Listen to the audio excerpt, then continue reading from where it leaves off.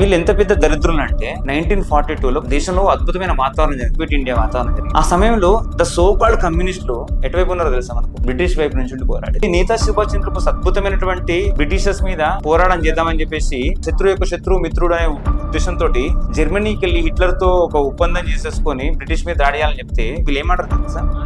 Hitler బూట్లు నాకే కుక్క అని చెప్పేసి మన నేతాజీ గురించి మాట్లాడతారు. అసలు వీడు ఎటువైపు ఉన్నాడో పెద్ద కన్ఫ్యూజన్. అందుకని కమ్యూనిస్టుల గురించి ఒక విషయం ఉంటుంది ఏంటంటే, రష్యాలో చైనాలో వాడిన పడుతున్నా వాడు హైదరాబాద్ గొడవ పట్టుకుంటాడు. ఎందుకంటే వాడు దేశం ఇది కాదు. అందరూ ఏమంటారు కమ్యూనిస్ట్ సిద్ధాంతం. అరే సిద్ధాంతం లేనోడే కమ్యూనిస్ట్. ఇంత జరుగుతుంది.